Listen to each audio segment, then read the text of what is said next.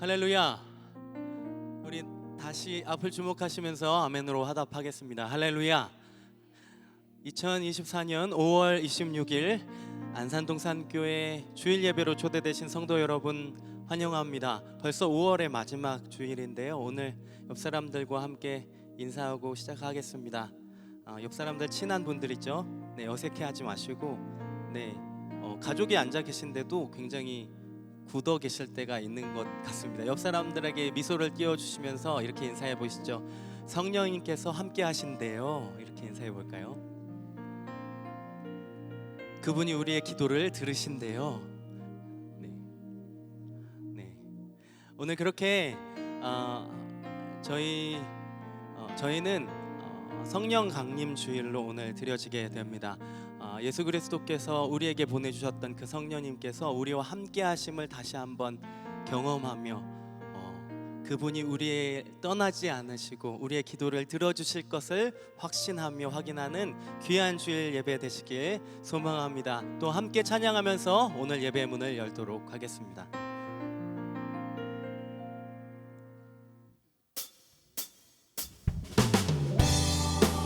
우리 기쁨으로 박수하면서 찬양할까요?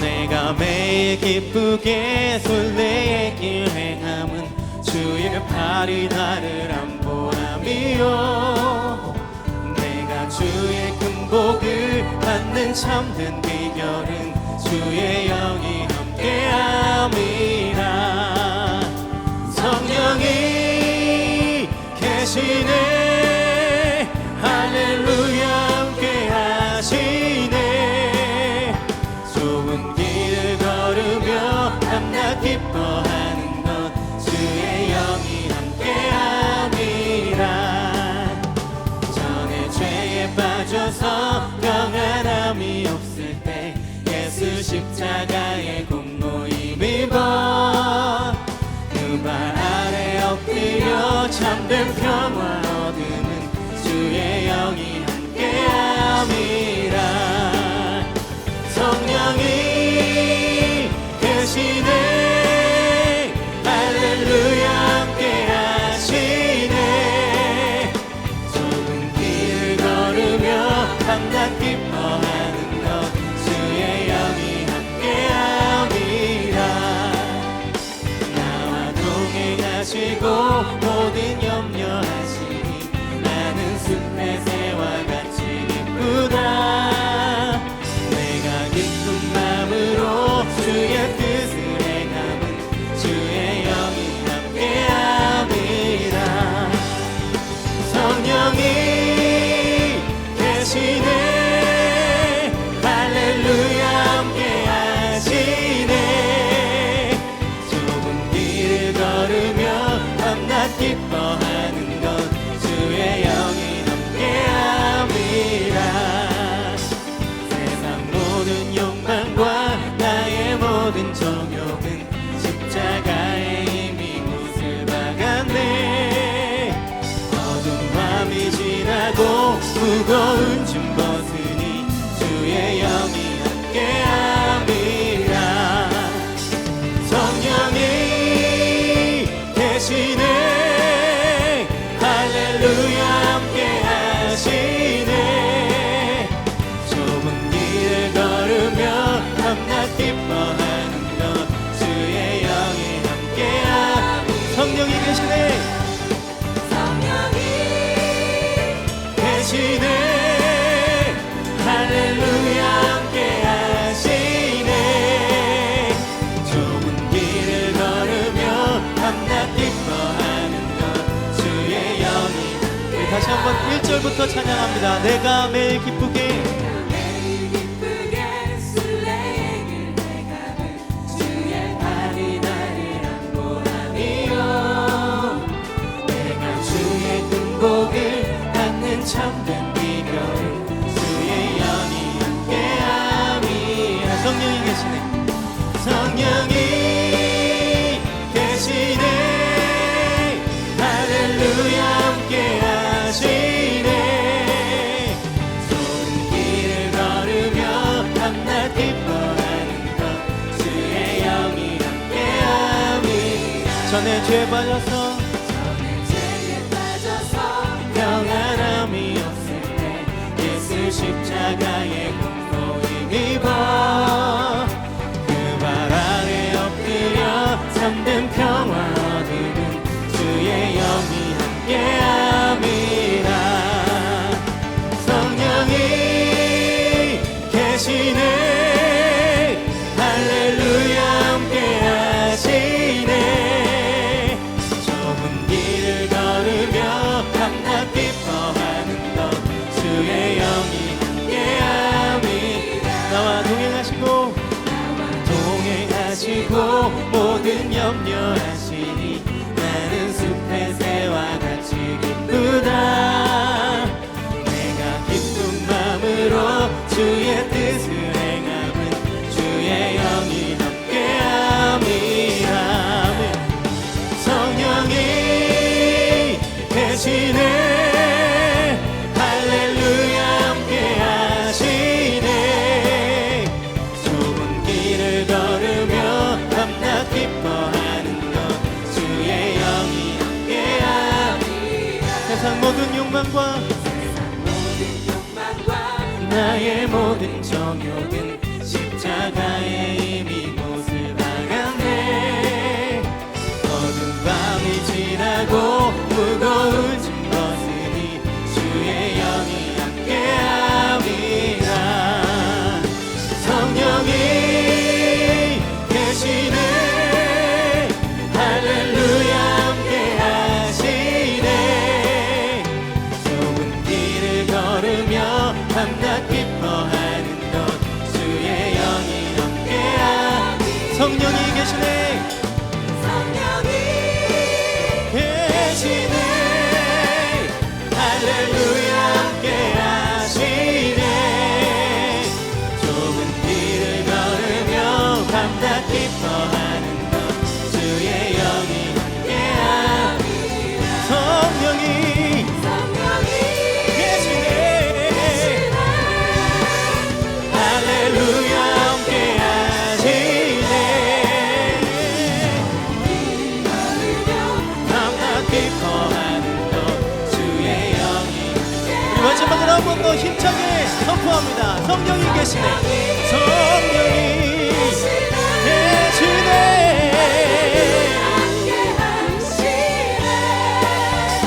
좁은 길을 걸으며 밤낮 기뻐하는 것 주의 영이 함께함이라.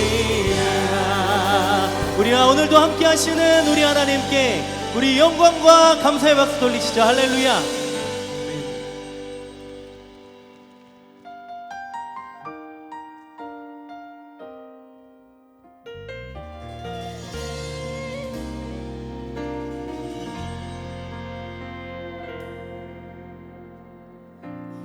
시절 지날 때 깊은 한숨 내쉴 때 그런 풍경 보시며 간식하는 분 있네.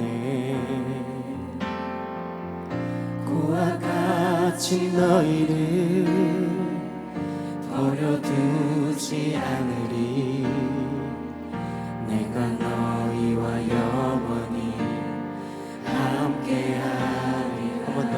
허무한 시절 지날 때 허무한 시절 지날 때 깊은 한숨 내쉴 때 그런 풍경 보시며 간식하는 분이네. 고와 같이 너희를 버려두지 않으리. 내가 너희와 영원히 함께하리라. 성령이 오셨네 성령이 오셨네. 내 주에 보내신 성령이 오셨네. 우리 인생 가운데 친히 찾아오셔서 그 나라 꿈꾸게 하시네.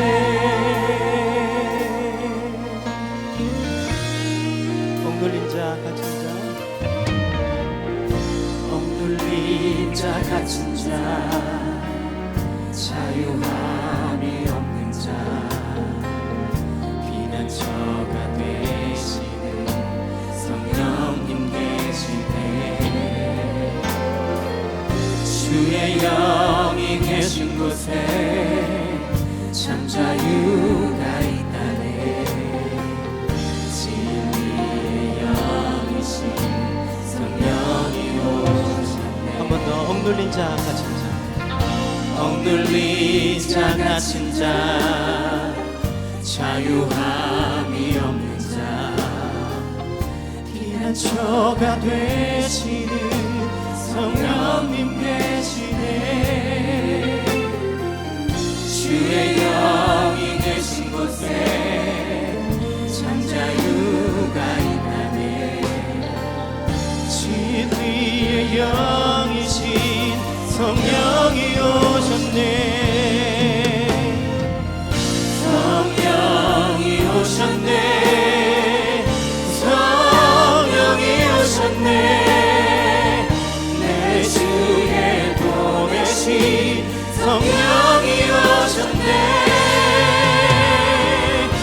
우리 인생 가운데 신이 찾아오셔서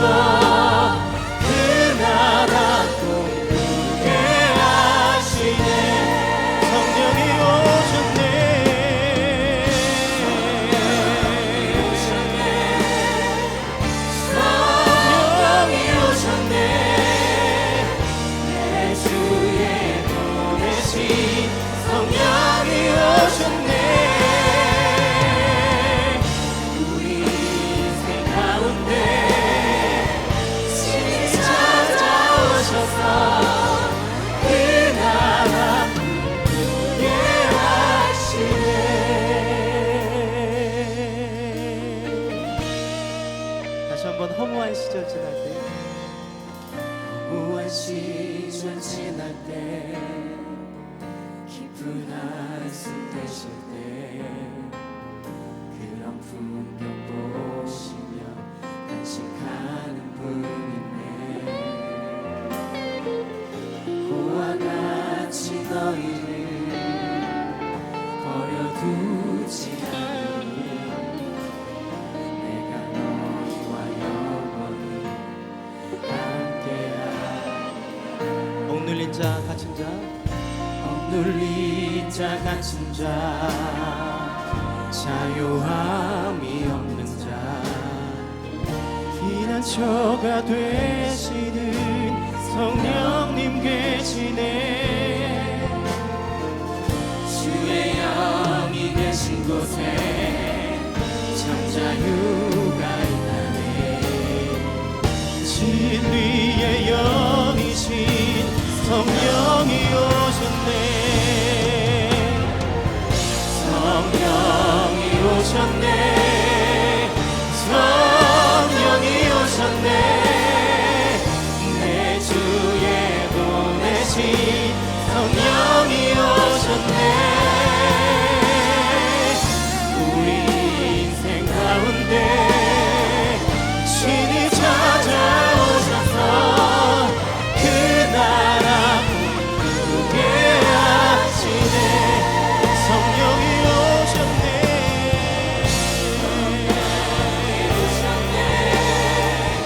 성령이 오셨네. 내 주에 보내신 성령이 오셨네. 우리 인생 가운데 신이 찾아오셔서 그 나라 꿈꾸게 하시네. 이 자리 가운데 일어나셔서 두 손을 높이 드시고 오늘도 우리와 함께 하시는 하나님 찬양합니다. 찬양하라 내 영혼아. 찬양하라 내 영혼아. 찬양하라 내 영혼아. 내 속에 있는 것들아 다 찬양하라.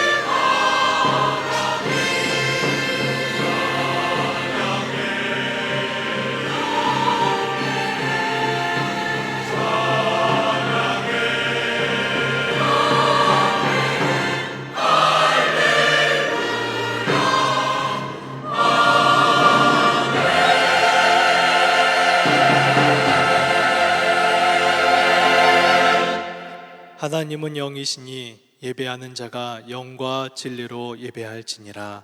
아멘. 다 함께 사도신경으로 우리의 신앙을 고백하겠습니다. 전능하사 천지를 만드신 하나님 아버지를 내가 믿사오며 그 외아들 우리 주 예수 그리스도를 믿사오니 이는 성령으로 잉태하사 동정녀 마리아에게 나시고 본디오 빌라도에게 고난을 받으사 십자가에 못 박혀 죽으시고 장사한 지 사흘 만에 죽은 자 가운데서 다시 살아나시며 하늘에 오르사 전능하신 하나님 우편에 앉아 계시다가 저리로서 산 자와 죽은 자를 심판하러 오시리라. 성령을 믿사오며 거룩한 공예와 성도가 서로 교통하는 것과 죄를 사하여 주시는 것과 몸이 다시 사는 것과 영원히 사는 것을 믿사옵나이다. 아멘. 다 함께 자리에 앉으셔서 찬양하겠습니다.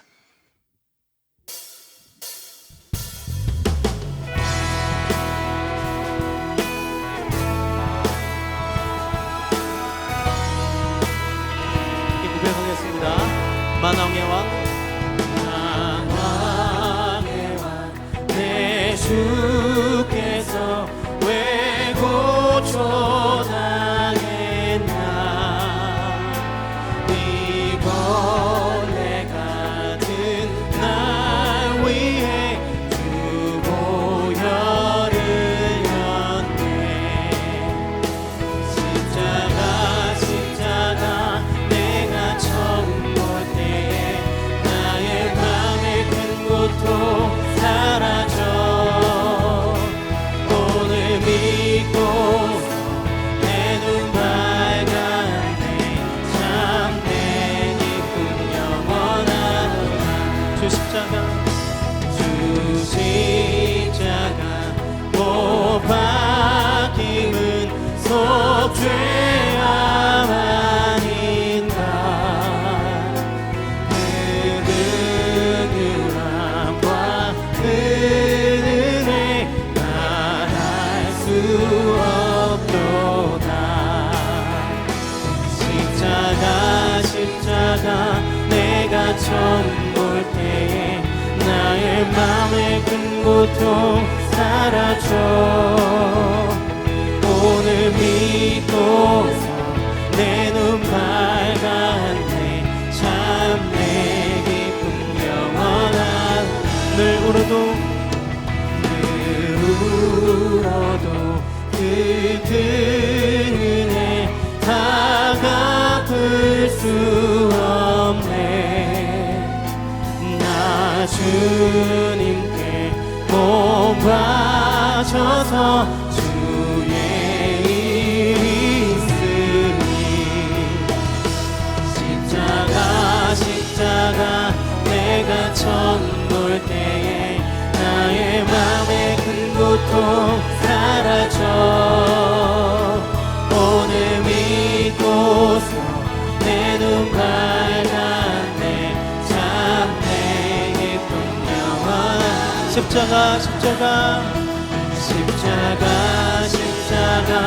내가 처음 볼 때에 나의 맘의 큰 고통 사라져.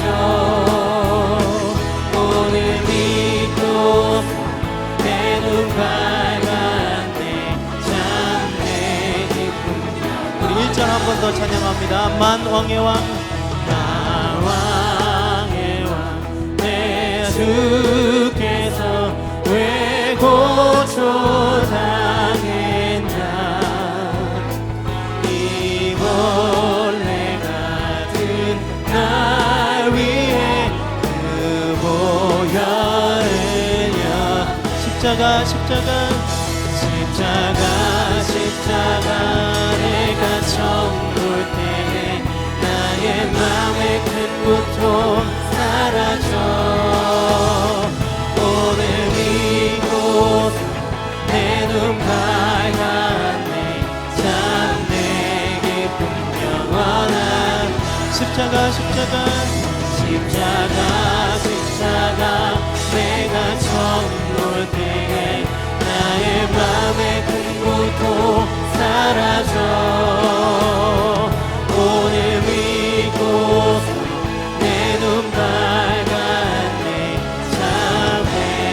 다시 한번 믿음으로 바라봅니다.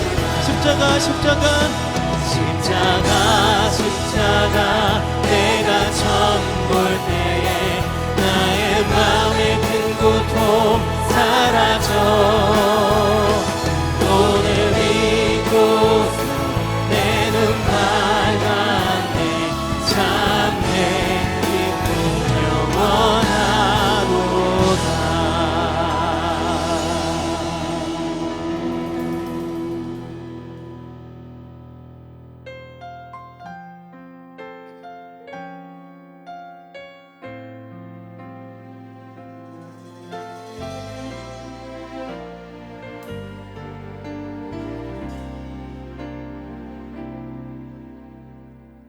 온 세상 주인 되신 주님이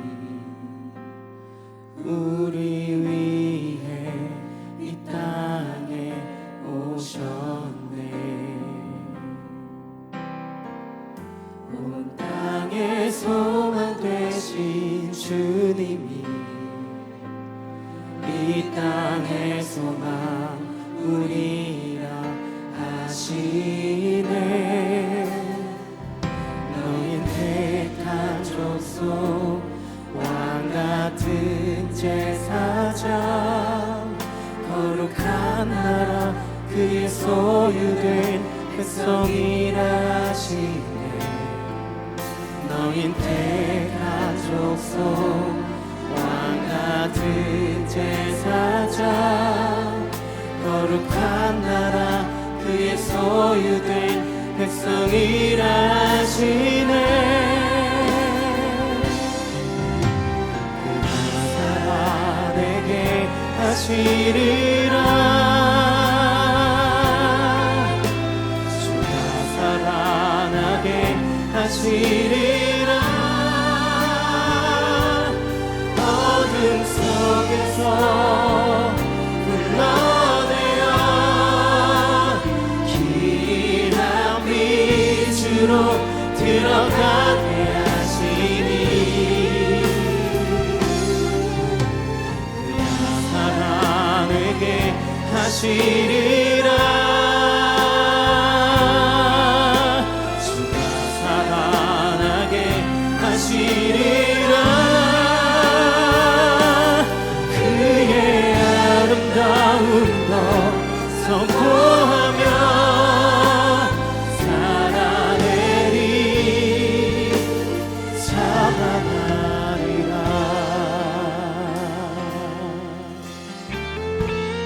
너희 택한 족속 너흰 택한 족속 왕같은 제사장 거룩한 나라 그의 소유된 백성이라 하시니 너희 택한 족속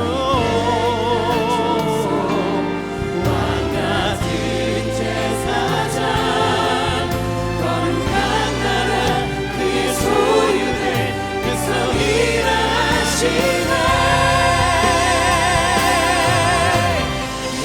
살아내게 하시리라. 주가 살아나게 하시리라.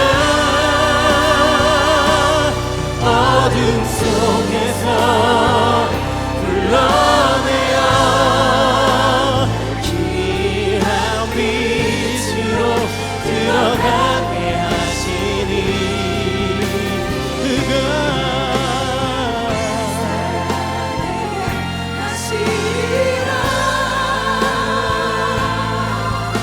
주가 살아나게 하시리라.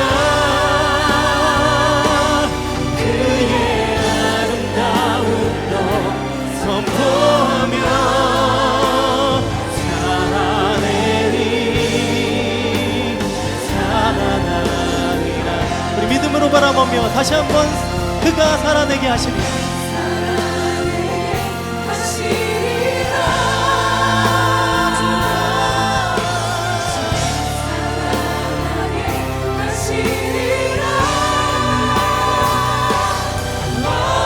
속에서 불러내어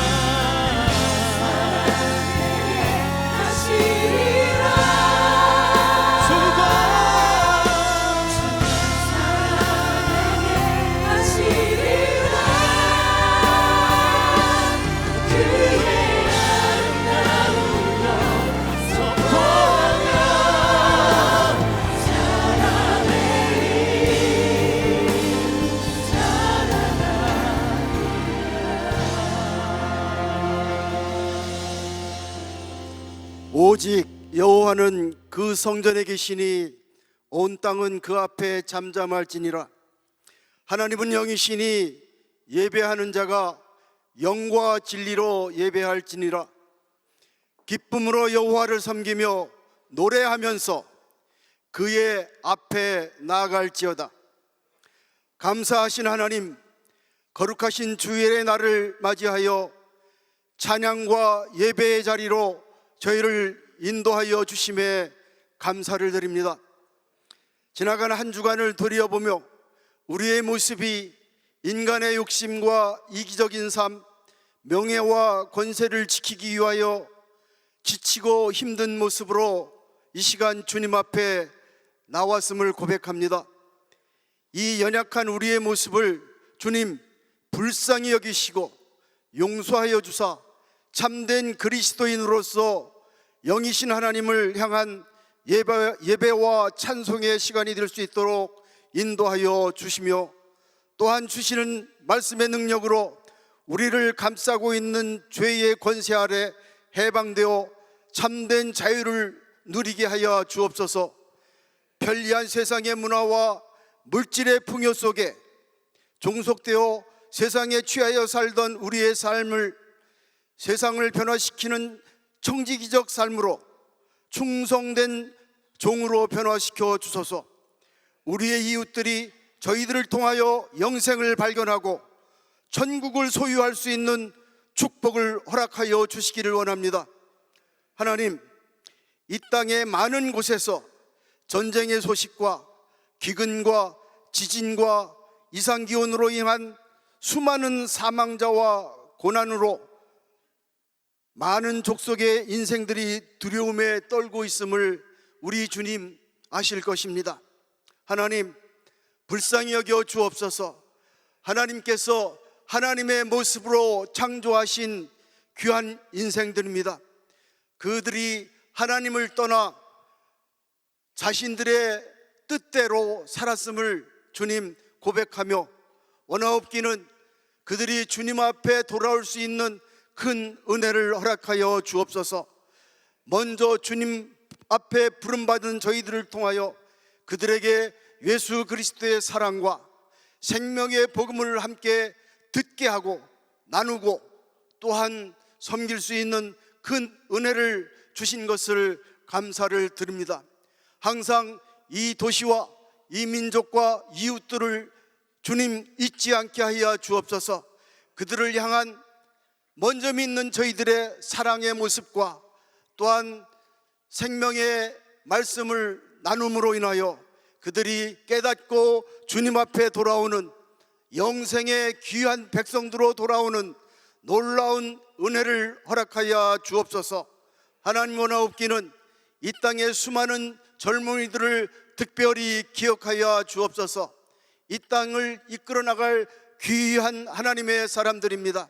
하나님, 그러나 이들이 그들의 앞날을 인하여서 심히 두려워하며 또한 근심하며 주님 갈 길을 찾지 못하는 많은 이들이 있음을 고백합니다. 하나님, 지혜와 명철을 허락해 주옵소서. 하나님의 뜻을 발견하게 하시고 또한 진실로 그들의 삶을 주님 앞에 내려놓게 하시고 의지하게 하시며, 그를 통하여서 하나님 주시는 지혜와 명철과 능력으로 인하여 주님 그들의 앞길을 발견하고 다름질하며 승리하는 삶을 살 수 있도록 축복해 주옵소서. 이 땅을 이끌어 나갈 아름다운 젊은이들로 성장성숙시켜 주시기를 소원합니다. 하나님, 특별히 안산 동산교회를 축복해 주심을 감사를 드립니다. 하나님께서 세워주사 수많은 날들을 말씀으로 사랑으로 이 도시와 민족과 우리의 이웃들을 섬기게 하셨사오니 주여 감사합니다. 원하옵기는 이 귀한 섬김과 사랑이 끝이지 아니하게 하시고 아버지, 이 땅에 그리스도의 푸른 계절이 속히 오는데 주님 아름다운 모습으로 사용될 수 있도록 인도하여 주옵소서. 많은 하나님의 사람들이 이것을 통하여서 그리스도를 발견하고 또한 그 안에서 소망을 품으며 전국을 향하여 달려가는 아름다운 순례자들의 삶을 살아갈 수 있도록 축복하여 주옵소서. 많은 계획한 것들이 있사오나 주님, 우리의 지혜와 우리의 노력에 의지하는 어리석음을 면케하시고 하나님 중심의 모습으로, 하나님 그리스도의 사랑의 모습으로 뭉쳐지게 하시고 실행하게 하여 주셔서 우리의 잘남이, 우리의 지혜가 드러나지 않게 하시며 오직 하나님의 영광과 하나님의 아름다운 사랑이 드러나게 하여 주옵소서. 그 모습으로 우리의 이웃을 덮게 하시고 이 도시와 민족을 덮으며 세상을 이끌어 나가는 하나님의 귀한 교회가 될 수 있도록 축복하여 주옵소서. 오늘도 말씀을 증거하시는 귀한 하나님의 사람을 기억하여 주시고 주님 성령께서 임하여 주옵소서. 하나님 주시는 말씀만을 힘있게 외치게 하시고 듣는 모든 하나님의 영들이 그 말씀을 통하여서 위로받게 하시고 새 힘을 얻게 하여 주시옵소서. 위하여 찬양하는 찬양대와 함께 헌신하는 귀한 봉사자들을 우리 하나님 인도하시고 축복해 주옵소서. 지치지 아니하게 하시고 또한 그들의 수고를 기억하여 주시옵소서. 끝나는 그 시간까지 인도해 주시기를 원하옵고 감사하며 우리 주 예수 그리스도의 이름으로 기도하옵나이다. 아멘.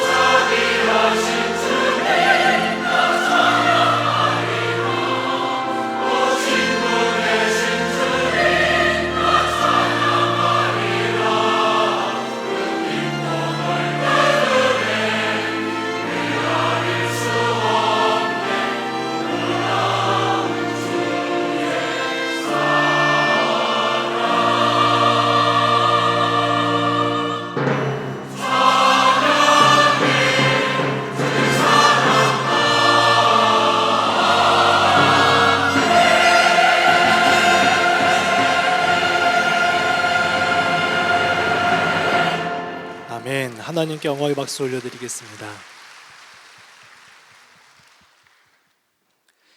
오늘 우리에게 주시는 하나님 말씀은 누가복음 23장 13절부터 25절까지의 말씀입니다. 누가복음 23장 13절부터 25절까지의 말씀, 신약성경 137쪽에 있습니다. 자신 말씀을 한 절씩 교독하고 마지막 절은 함께 읽도록 하겠습니다. 빌라도가 대제사장들과 관리들과 백성을 불러 모으고 이르되 너희가 이 사람이 백성을 미혹하는 자라 하여 내게 끌고 왔도다. 보라, 내가 너희 앞에서 신문하였으되 너희가 고발하는 일에 대하여 이 사람에게서 죄를 찾지 못하였고 헤롯이 또한 그렇게 하여 그를 우리에게 도로 보내었도다. 보라, 그가 행한 일에는 죽일 일이 없느니라.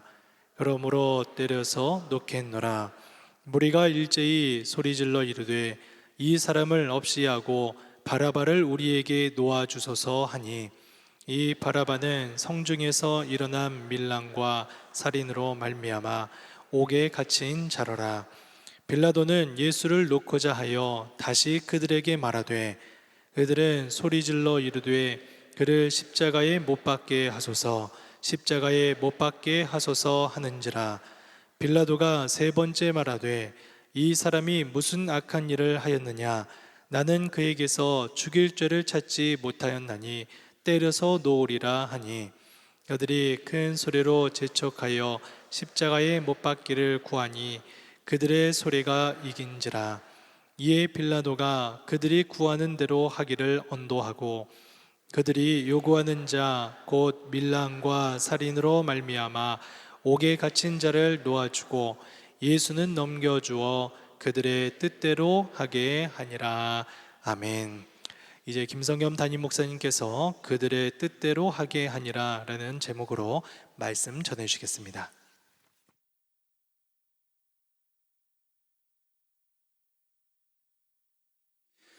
2024년 5월 26일 주일 예배에 함께하고 계시는 동산의 가족들을 환영하고 축복합니다. 이곳 예배당에 함께 모인 성도들뿐만 아니라 마음은 함께 하고 싶지만 피치 못할 사정으로 각자의 처소에서 또는 병상에서 멀리 출타 중에 또 해외 선교지에서 온라인으로 이어져 함께 예배하는 모든 성도들을 환영합니다. 오늘은 교회가 성령 강림주일로 지키는 주일입니다. 예수님께서 십자가에서 죽으셨으나 3일 만에 부활하신 후 승천하시면서 교회 제자들에게 성령 하나님을 내려보내겠다, 성령을 보내겠다 약속하시고 그 약속대로 교회에 성령님의 임재가 나타나기 시작하신 그날을 기념하는 주일이죠.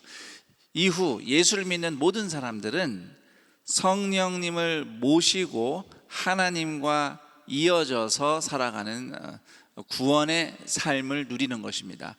믿음으로 산다는 것은 또 다르게 말하면 성령님의 동행하심과 능력을 경험하며 사는 것이죠. 그렇다면 성령의 능력을 경험하면서 사는 것은 무엇인가? 또 그런 열망으로 열심히 기도를 하신 분들도 많습니다. 성령의 능력으로 사는 가장 중요한 비결은 순종입니다. 믿음의 길에 순종. 나의 어떠함과 나의 능력이나 나의 기호나 나의 성향을 거슬러서 예수님 말씀대로 또는 예수님이 가르쳐 주신 대로 사랑하기 위해서, 용서하기 위해서 또는 섬기기 위해서, 돌보기 위해서 희생하며 순종할 때, 내 힘으로 안 되는 사랑에 순종할 때에 성령님이 하게 하시죠. 성령님이 일하십니다. 성령의 능력은 바로 그 순종을 통해서 나타나는 겁니다. 내가 하고 싶은 것, 내가 좋아하는 것, 내가 원하는 것만 골라서 사는 인생에는 성령의 능력이 나타나지 않습니다. 나에게 어렵고 힘들고 내 성격에도 안 맞지만 그러나 하나님이 나에게 순종하라 하신 길, 믿음의 길을 순종할 때에 우리 능력을 넘어서는, 그리고 우리의 어떠함을 넘어서는 성령님의 도우심이 역사하는 것이죠. 그런 의미에서 성령의 능력을 경험하며 살기 원하는 마음으로 우리 환한 얼굴 말고 환한 얼굴로 우리 좌우에 있는 분들과 이렇게 인사합시다. 함께해서 좋습니다. 네. 설령 안 좋더라도, 내 본심은 내가 지금 옆에 있는 이 인간과 함께하고 싶지 않다 할지라도 그 마음을 거슬러서, 그렇죠? 거슬러서 사랑으로 환대하고 축복하는 것, 그것이 순종하며 성령의 능력을 경험하는 삶이에요. 지금 이 시간 서로에게 인사한 분들은 내 힘으로 인사한 것이 아니라 성령님이 주시는 힘으로 그렇게 축복한 줄로 믿습니다.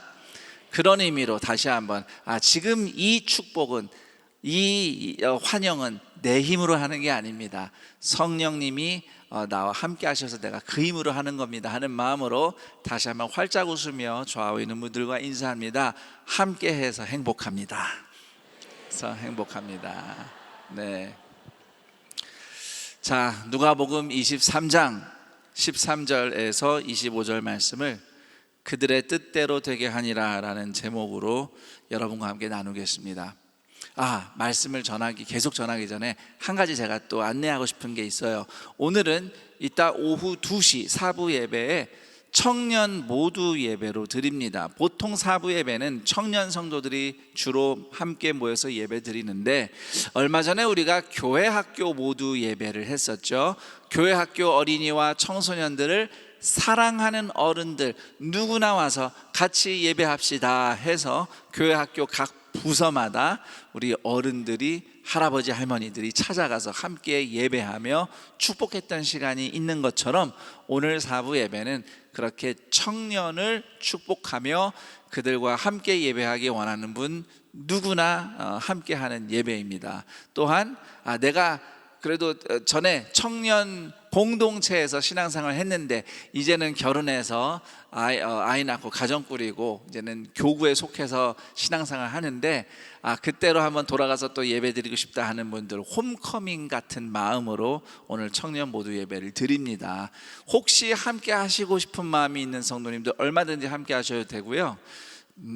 스포는 할 수 없지만 저도 뭔가 특별하게 준비한 것으로 함께 합니다. 그래서 궁금하신 분들은 같이 예배를 드리셔도 좋고, 또 같이 예배 드리기 어려운 분들은 청년들을 축복하는 마음으로 함께 오늘 그들을 위해 기도하고, 또 그 예배 가운데 초대받은 우리 전도 대상자 VIP들, 또 오랫동안 교회에서 좀 멀어졌던 분들 회복되게 해달라고, 그런 은혜의 자리 되게 해달라고 기도해 주시기를, 축복해 주시기를 부탁드립니다.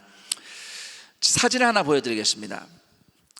지금 보시는 이 사진은 오늘날 예루살렘에 위치한 이스라엘 박물관에 전시되어 있는 비문입니다. 비석이라고 하긴 좀 그렇고 돌판에 글씨가 새겨진 것이 저렇게 전시가 되어 있는데, 일명 빌라도 석판이라고 해서요, 저기 좀 이렇게 마모가 되긴 했지만 글씨가 좀 보일 겁니다. 저 글씨의 내용은 이런 겁니다. 총독 본디오 빌라도.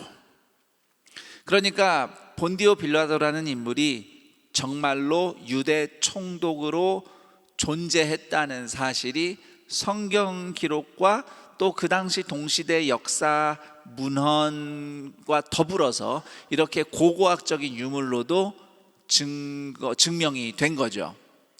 사실 빌라도라는 사람이 그렇게 훌륭하고 위대한 사람이어서 그 사람의 이름이 새겨진 석판을 저렇게 박물관에까지 모셔다 놓을 이유는 없습니다. 그러나 빌라도가 딱 하나로 유명하죠.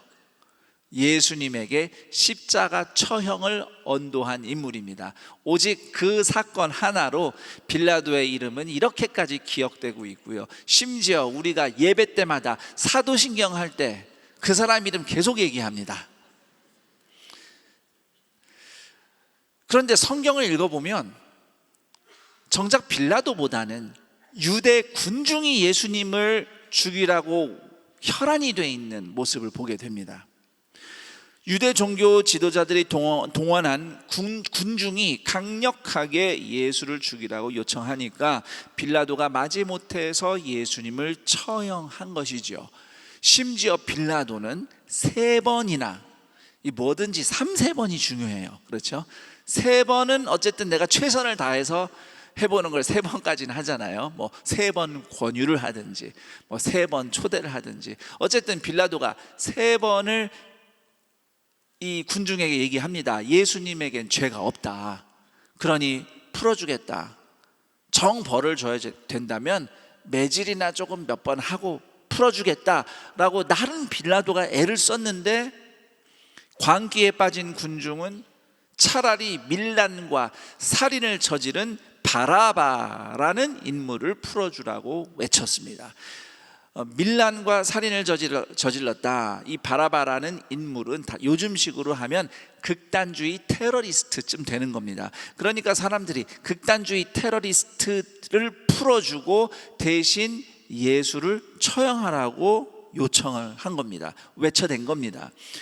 그렇게 예수님의 죽음을 요구한 군중의 기세가 마치 폭동을 일으킬 것처럼 무시무시해지니까 총독 빌라도는 어쩔 수 없이 군중의 뜻대로 예수님에게 십자가 처형을 언도합니다. 저는 이 부분에서 이렇게 미친 듯이 외쳐대는 군중의 모습을 보면서 이 군중의 무지와 광기에 대해서 조금 생각을 해봤습니다.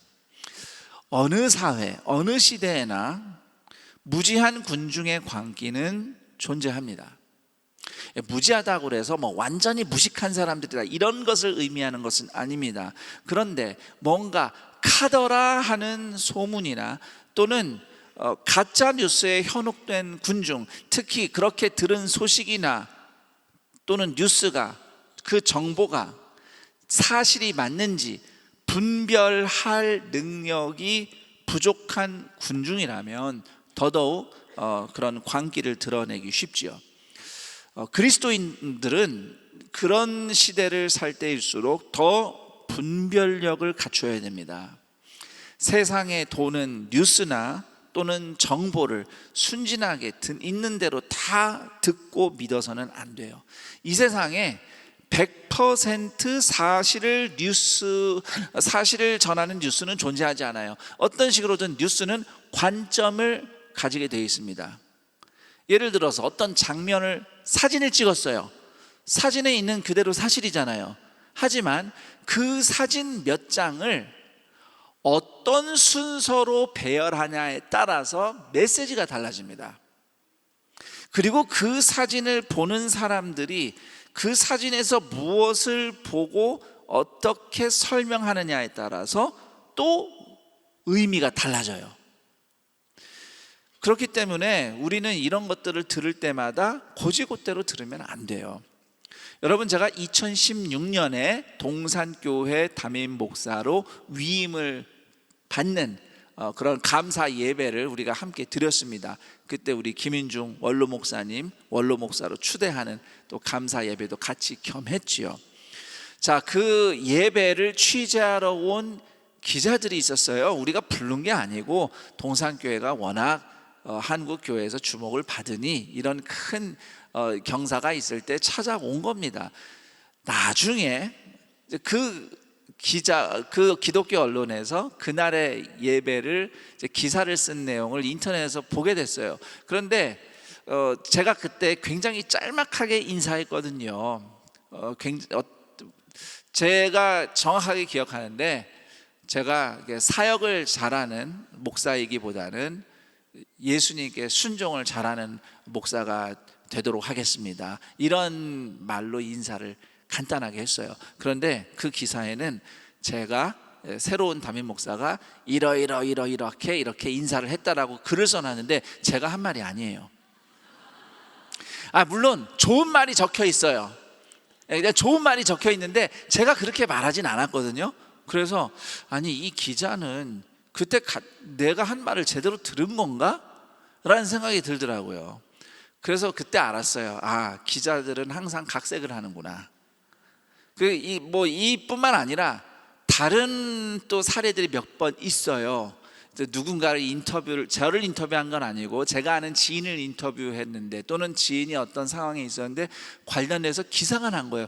근데 기사는 그 상황하고 전혀 다른 의미로 기사가 난 거죠. 그 지인이 굉장히 곤란해하더라고요.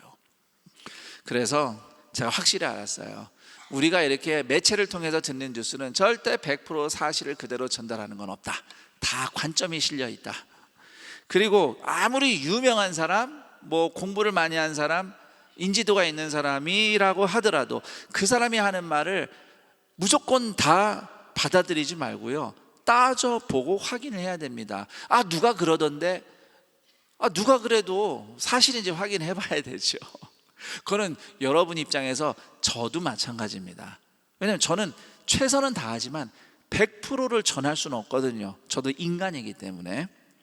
자, 그래서 우리가 이렇게 듣는 이야기들을 보면 의외로 사실이 아닌데 사실처럼 알려진 이야기들이 꽤 많습니다. 또 작은 사실 하나, 한 10% 20% 정도가 사실인데 그게 100% 전체인 것처럼 부풀려진 경우도 있고요. 또 사실이긴 해요. 그런데 딱 절반만 말하는 거예요. 절반만. 이 절반만 말하는 순간 진실이 왜곡됩니다. 그래서 무슨 소식을 들었다고 혹하거나 흥분하면 안 됩니다. 이런 뉴스가 있구나, 이런 사건이 있다고 말하는구나, 저렇게 주장하기도 하는구나 라고 좀 거리를 두고 객관적으로 들어야 됩니다. 특히 이거 하면 큰 돈 벌 수 있습니다 라고 하는 얘기들 현혹되지 마세요. 요즘엔 또 뭐가 있냐면 무슨 음악 사이트인데 음악을 듣고 평점만 줘도 돈을 준다, 이런 사기가 있습니다. 그 사기예요. 평점만 주는데 돈 주는 거, 그런 거 없습니다. 그렇게 쉽게 돈 버는 거 아니에요. 쉽지 않습니다. 우리 때는 그런 얘기 했는데 땅을 파봐라 100원이 나오나. 근데 요즘 100원을 돈으로 안 쳐가지고 요즘엔 1000원이나 10,000원으로 바꿔야 되나 모르겠지만 어쨌든 그런 얘기들 현혹돼서는 안 돼요. 교회 안에서도 동산교회에서는 그런 분들이 거의 없다고 생각하지만 어쩌다가 이제 그런 일이 있다고 들어요. 다른 사람에 대한 말을 옮기는 경우가 있습니다. 여러분이 혹시라도 누가 대화하다가 그 사람이 다른 사람에 대해서, 남에 대해서 이 사람이 이러쿵 저러쿵, 저 사람이 이러쿵 저러쿵 얘기하면요, 그 사람 말이 절대로 100%라고 생각하고 듣지 마세요. 심지어 그 사람이 겪은 일을 얘기할 수도 있어요. 예를 들면 내가 김성겸 목사님을 겪어보니까 말이지 하면서 하는 얘기가 있을 수 있어요. 그렇더라도 그게 100%라고 생각하지 마세요. 칭찬도 마찬가지예요. 제가 언젠가 이제 목사로 이제 목회를 하는 중에 누군가 어떤 얘기를 전해줬어요. 목사님 이런 일이 있었다고 해요. 제가 그 얘기를 듣고 흥분을 해서 관련된 분한테 바로 전화를 해가지고 조치를 취했어요. 그런데 그분 이야기를 또 듣고 보니 저한테 제가 전달받은 그 얘기가 100% 사실이 아니더구만요. 절반이 사실일까 말까 한 거예요. 그래서 제가 얘기만 듣고 바로 흥분해서 전화 걸어서 조치하겠다고 했던 것에 대해서 그분에게 용서를 구한 적이 있습니다. 죄송하다고, 제가 좀 성급했다. 이후에 제가 비슷한 일을 몇 번 겪은 다음에 터득한 저만의 비결이 있습니다. 만약에 누군가가 저한테 찾아와서 그분 자신의 이야기를 들려준다면 저는 그 이야기들을 잘 귀담아 듣습니다. 그런데 누군가가 남의 이야기를 한다, 이 사람이 그렇고 저 사람이 그렇고 남의 이야기를 한다 하면 저는 일단 50%를 깎아서 듣습니다. 50% 깎아 들으면 얼추 사실에 맞아요. 50%가 아닌 경우도 더러 있습니다. 들은 얘기를 전달한 것은 더 그렇죠. 뭐 그랬대 하는 말은 들을 가치가 없고요. 심지어 아까도 말씀드렸잖아요. 겪은 일이에요. 그 사람하고 겪었던 일을 얘기해 주는 것도요, 그것도 저는 50%만 듣습니다. 왜냐하면 저를 따라 할까요? 사람은 누구나 눈과 귀가 삐뚤어져 있다. 네, 같은 사건도요, 다 자기 눈으로 보고 자기 귀로 듣고 자기 생각으로 해석을 해서 그걸 사실이라고 믿어요. 그래서 간혹 뭐 누군가가 두 사람이 다툼이 생겼다 해서 중재를 하려고 얘기를 들어보면 같은 사건인데 이 사람은 이 얘기를 하고 저 사람은 저 얘기를 해요. 그러면 누가 거짓말을 하는 걸까요? 당사자들은 상대방이 거짓말한다고 생각하겠죠. 그런데 제3자의 입장에서, 양쪽 얘기를 다 들어본 목사의 입장에서는 두 분 다 거짓말하지 않고 있어요. 진실되게 얘기해요. 그런데 얘기가 달라요. 왜냐하면 각자 삐뚤어진 눈으로 상황을 보고 삐뚤어진 귀로 듣고 삐뚤어진 생각으로 판단했기 때문이에요. 그래서 그걸 사실이라고 믿는 거예요. 참 곤란해요. 그럴 때는 어떻게 중재를 해야 될지. 이렇게 내 눈과 귀가 생각이 삐뚤어져 있다는 것을 스스로 아는 사람은 별로 없습니다. 그렇게 많지 않습니다. 그걸 알면 성숙한 사람이에요. 그러므로 내가 보고 듣고 이해한 것에 오류가 있다는 것을 겸손히 인정하고, 또 내가 보고 들었다고 해서 바로 단정지어서 말하기를 절제하는 태도가 바로 성령 충만한 성도의 겸손이라고 하겠습니다. 그래서 갈라디아서 5장 22절 23절 보면 성령의 열매가 사랑, 희락, 화평, 오래참음, 자비, 양선, 충성, 온유, 맨 마지막에 절제가 제일 하찮아서 마지막에 오는 것이 아니라 성령의 열매의 완성이 절제이기 때문에 그 끝에 온다고 저는 그렇게 해석을 합니다. 여러분, 절제함으로써 완숙한 인생을 만들어가는 동산의 가족들이 되기를 축복합니다. 자, 오늘 말씀 본론으로 다시 좀 돌아가 볼게요. 자, 유대 지도자들이 아마 여러 가지 거짓된 말로 선동했을 겁니다. 그렇게 선동이 된 광기에 찬 군중이 예수님을 죽이라고 외치는데, 그런 미친 것 같은 군중에 비하면 그래도 빌라도는 예수님 죄가 없으니 풀어주자고 3번이나 노력을 했으니 그래도 빌라도 선량한 사람 아닌가? 라는 생각이 들 겁니다.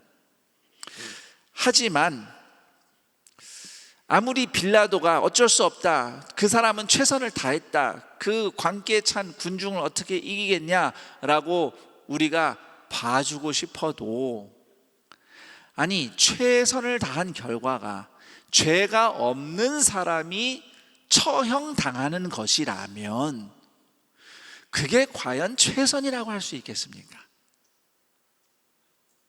그럼 또 누군가 이렇게 질문할 겁니다. 목사님, 예수님은 애당초 처음부터 십자가에 희생하시려고 오셨으니 누군가 악역을 감당해야 되지 않겠습니까? 그러면 빌라도가 악역을 맡은 거라고 이해할 수 있지 않을까요? 그 사람에게 예수님을 처형시킨 죄가 있다고 묻는 건 좀 너무한 것 같습니다.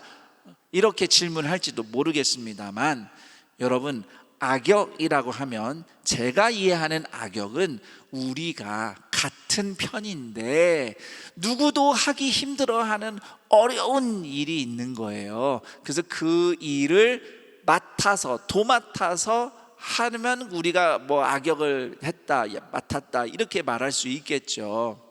뭐 예를 들면 우리 교회 사역으로 치면은 저는 이제 제 옆에 저를 돕는 행정 목사님이 있습니다. 우리 부목사님들 중에 이제 또 슈퍼바이저 같은 책임을 지죠.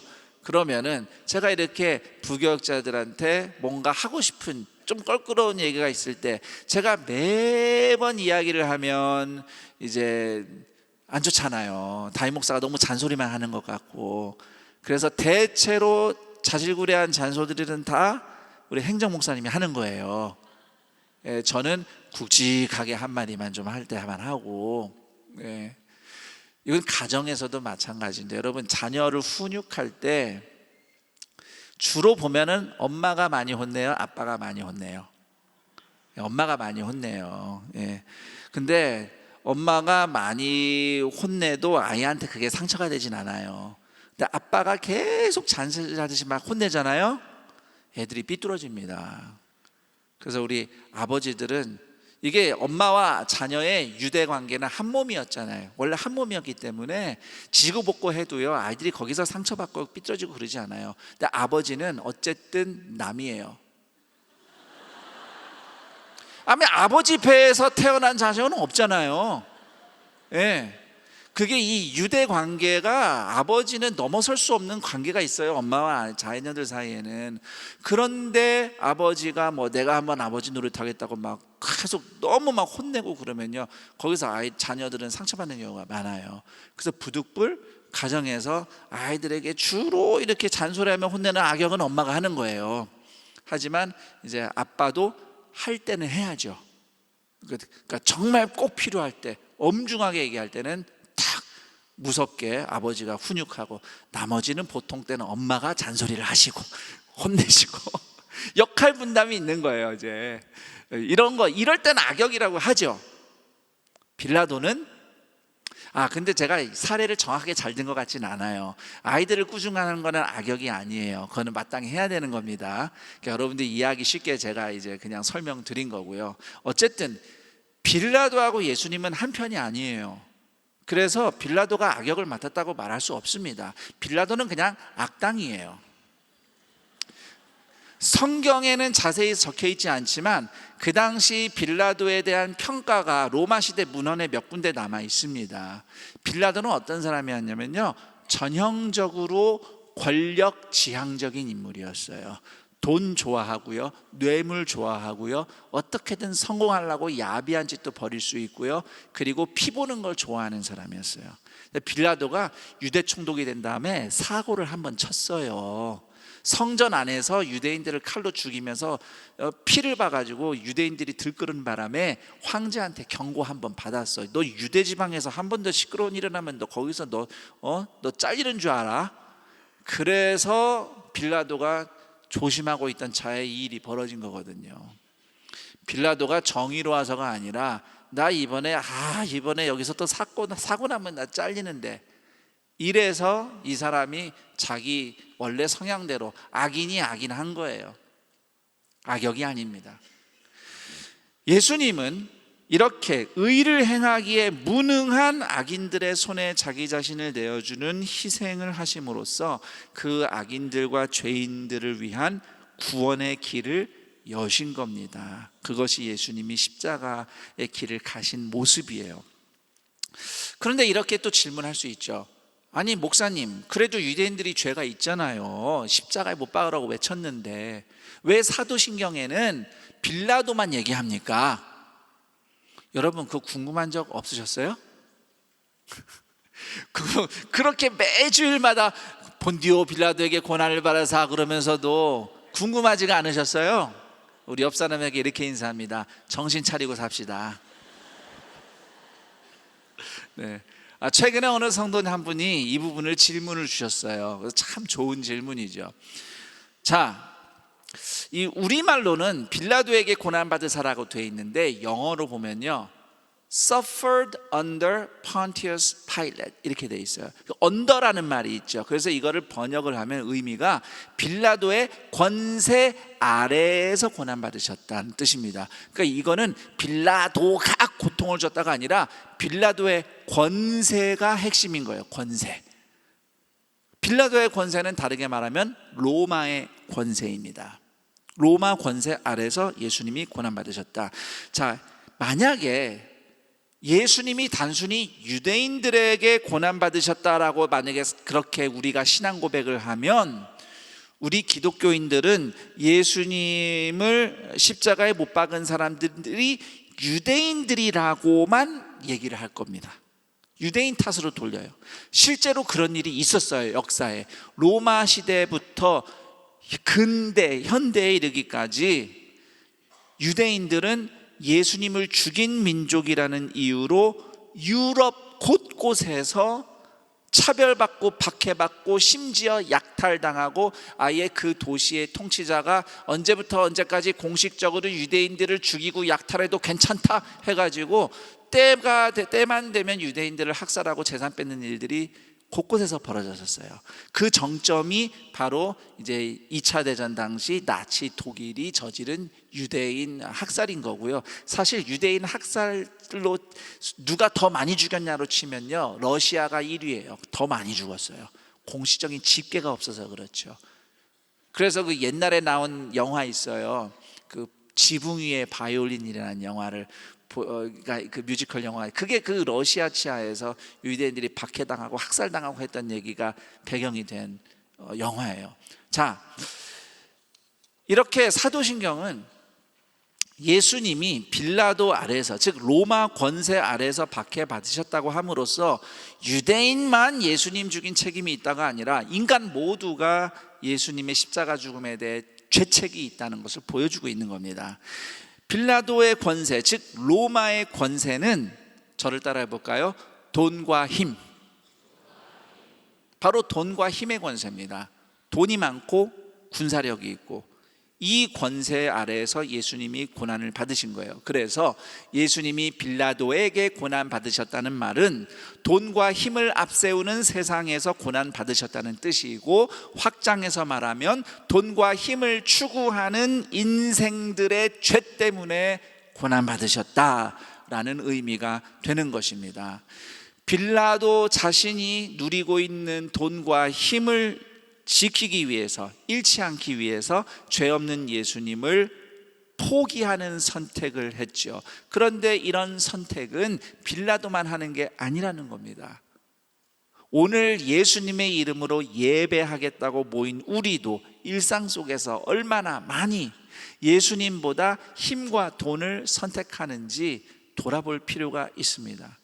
물론 저는 여기에 모인 여러분들이 뭐 남들이 볼 때에 너 돈 하거나 권력 하면서 그렇게 사는 분들은 거의 없다고 저는 알고 있어요.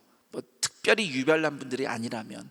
하지만 우리가 평소에 돈과 힘을 더 선호하는 모습들이 보이는 그런 일면들이 있습니다. 예를 들어서 우리가 교회에서 누구를 만났는데 그분이 돈도 많고 이렇게 힘도 있는 사람이에요. 그럼 벌써 우리 태도가 어떻게 돼요? 오셨습니까? 이러잖아요. 그런데 만약에 그분이 돈도 별로 없고 힘도 없는 그냥 그런 분이에요. 그러면 어때요? 왔어요? 이런 거 정말 없을까요? 우리 가운데? 그 반대가 돼도 안 돼요. 어떤 분들은 또 돈과 힘을 가진 위치에 있는 사람들을 무조건 뭔가 잘못해서 뭔가 부패한 사람이라고 그렇게 막 편견을 가지고 그런 사람들을 다 이렇게 또 그렇게 하는 경우도 있는데, 그래도 안 되죠. 우리는 가진 자든 안 가진 자든, 있는 자든 없는 자든 다 똑같이 하나님의 형상으로 대우하는 게 맞습니다. 그런데 우리는 이렇게 항상 기울지 않나요? 이렇게. 그 유명한 대사가 있어요. 그 기생충이라는 영화에 나온 대사인데, 거기 주인공의 그 부인이 부자들에 대해서 이렇게 얘기해요. 착해, 그 사람들 착해, 부자라서 착해. 참 씁쓸한 말이지요. 근데 우리가 그렇게 보는 경향이 없지 않아 있다는 겁니다.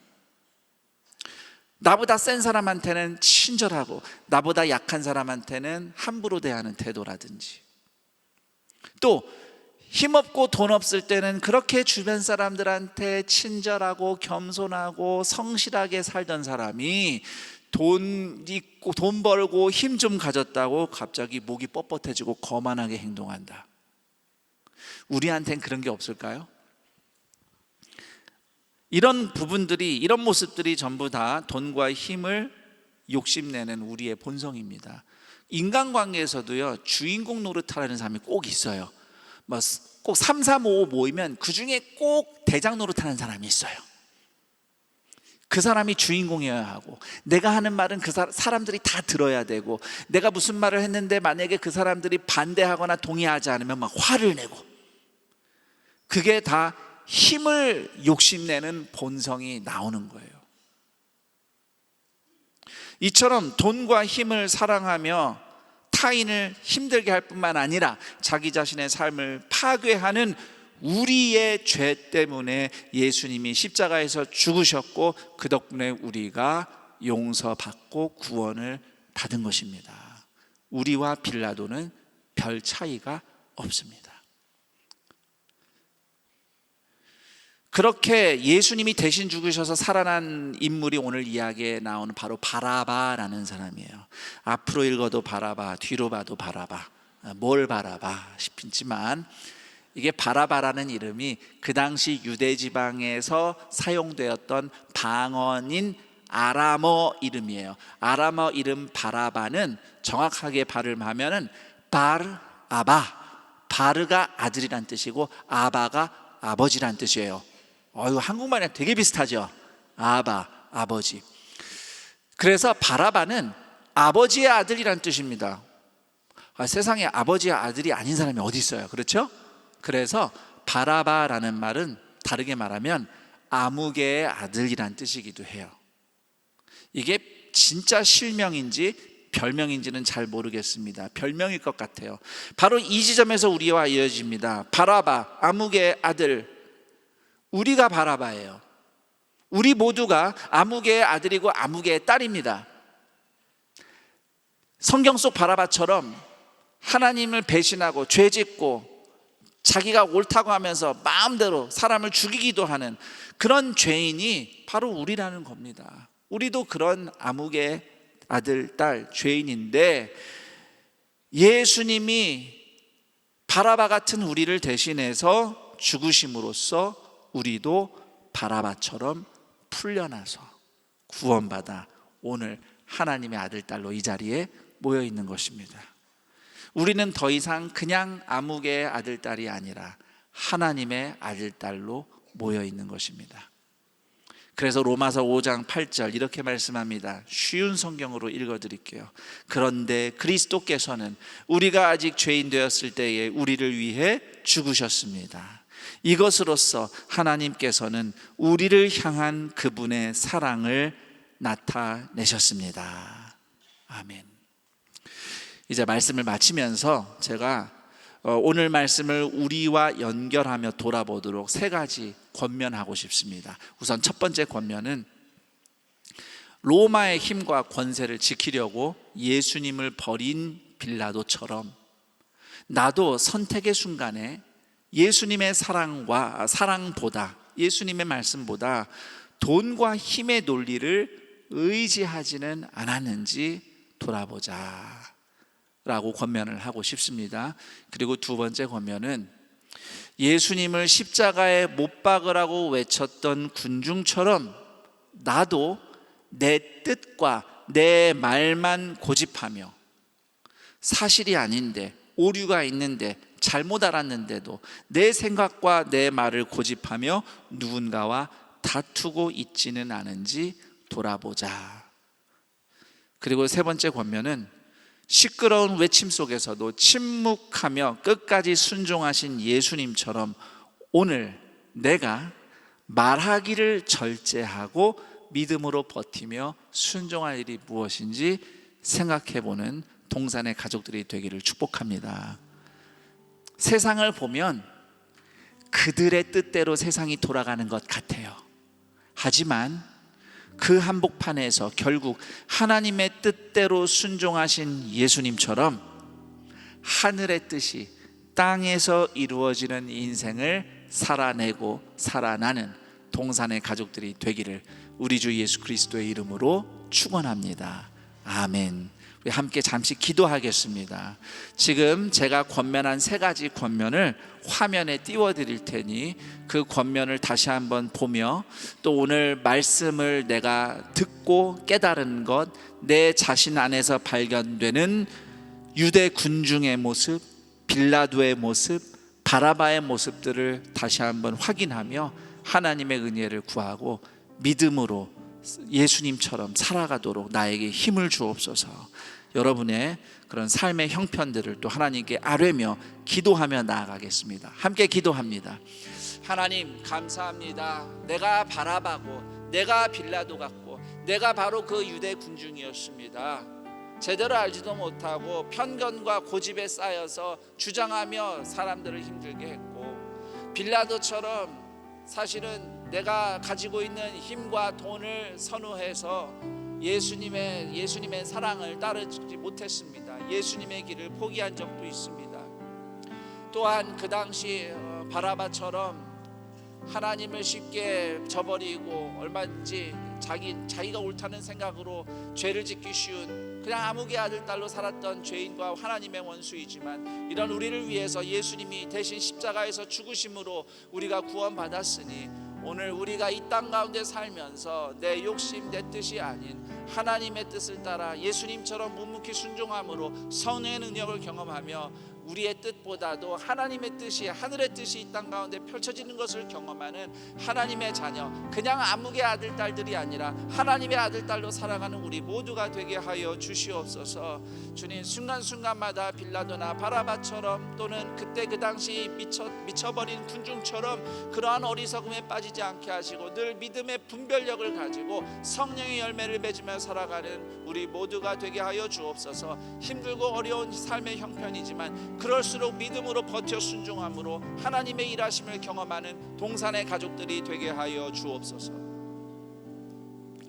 하나님 아버지 감사합니다. 우리가 다 빌라도 같고 그 당시 유대 군중 같고 바라바 같은 죄인이며 하나님 보시기에 원수 같은 사람들인데, 아무 죄 없는 예수님이 우리를 대신 죽으신 그 은혜 덕분에 우리가 속죄 받고 우리는 더 이상 어떤 아무개의 아들 딸들이 아닌 하나님의 아들 딸로 살게 하심을 감사드립니다.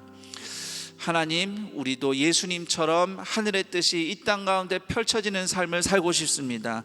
그러기에 세상은 참으로 녹록지 않습니다. 우리 삶의 형편도 어렵지만 세상은 참 혼탁하고 어렵습니다. 그럴수록 그들의 뜻대로 돌아가는 세상처럼 보일수록 우리가 더더욱 예수님을 바라볼 때에 하늘의 뜻을 이루어가는 우리네 인생 되게 하여 주시옵소서. 순종할 때마다 성령의 능력을 경험하는 동산의 가족들 되게 하여 주옵소서. 이러한 결단으로 예배드리며 감사하며 예물 드리니 드린 손길들 위에 오늘도 공급하시며 채우시는 하나님의 은혜를 풍성하게 부어주시고 예물이 쓰이는 곳마다 구원과 회복의 역사가 나타나게 하옵소서. 우리 주 예수 그리스도의 이름으로 기도드립니다. 아멘.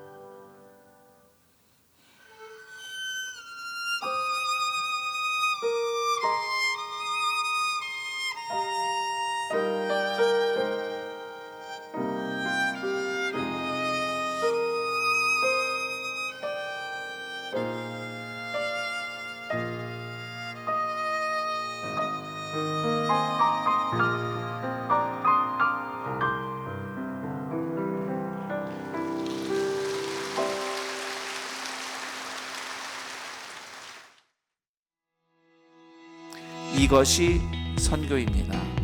선교에 참여하는 사람들을 통해서 삼위일체 하나님의 사랑의 교제가 나타나고 그 사랑을 보고 세상이 하나님께 돌아오는 역사, 이것을 우리가 경험하고 싶은 것입니다.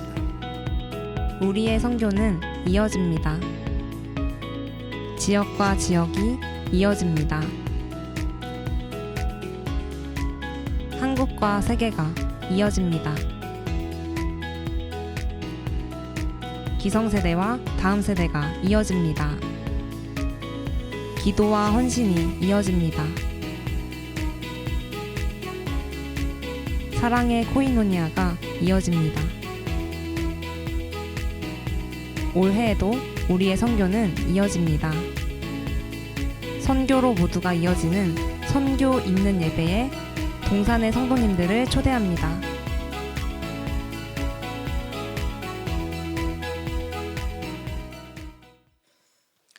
영상에서 보신 바와 같이 선교 있는 예배가 6월 2일 다음 주일 오후 한가족 예배 시에 본당 3층 올레이션실에서 진행이 됩니다. 선교로 서로가 이어지는 선교 있는 예배에 동산의 성도님들을 초대합니다. 오늘 안산동산교회 현장 예배와 온라인 예배로 함께 하시는 모든 분들을 주님의 이름으로 환영하고 축복합니다. 오늘 동산교회에 처음 오셨거나 등록하기를 원하시는 분께서는 손을 들어 표해 주시기 바랍니다. 네, 감사합니다. 동산의 가족이 되신 분들께 마음을 담아 박수로 환영하도록 하겠습니다.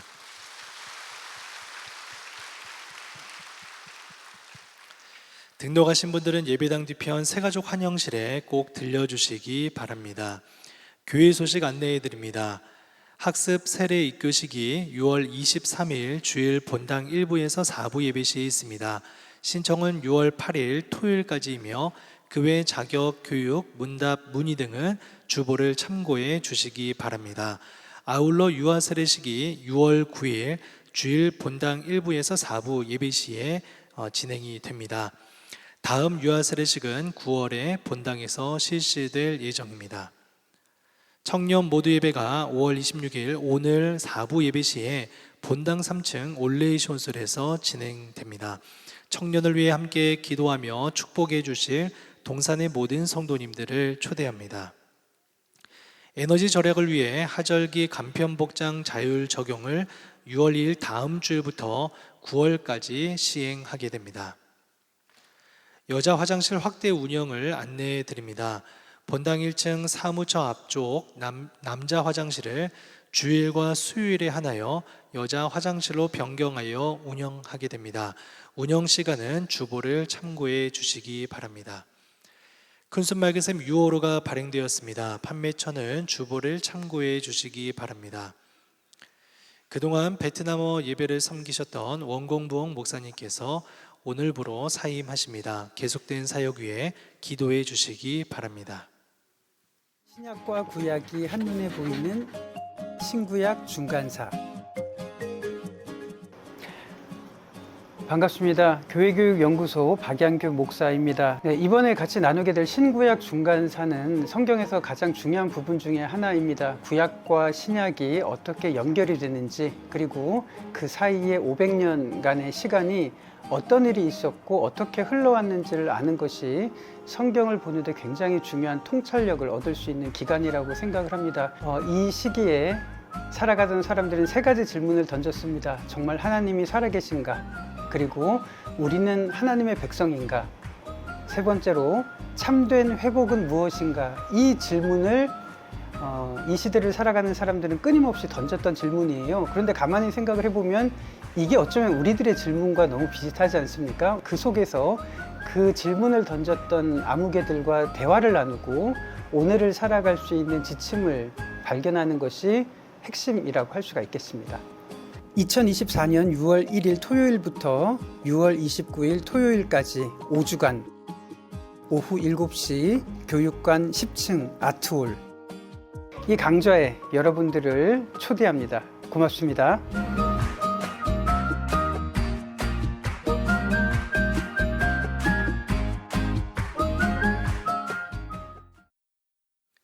영상에서 보신 바와 같이 바이블 칼리지 현장 강의가 6월 1일부터 매주 토요일 5주간 진행이 됩니다. 아울러 패밀리 아카데미 리빙 코스가 대화식 가정 예배라는 주제로 6월 2일부터 매주일 3주간 진행이 됩니다. 또한 하반기 양육을 계획하고 계신 성도님들을 위해 기도학교와 성경학교가 개강하게 됩니다. 자세한 사항은 주보를 참고해 주시기 바랍니다.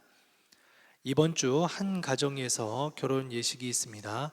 13교구 박종성 안수집사님, 윤정린 권사님 가정 결혼 예식이 6월 1일 토요일에 있습니다.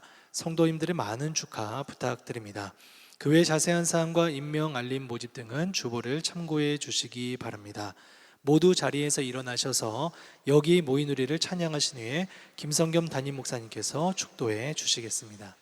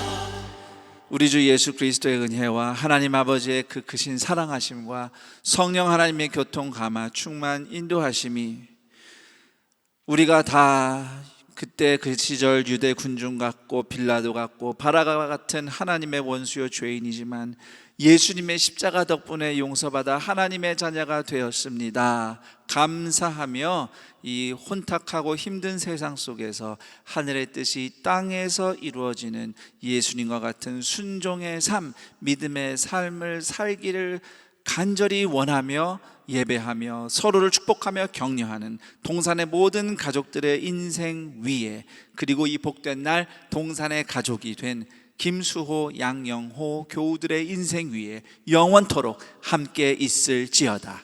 아멘.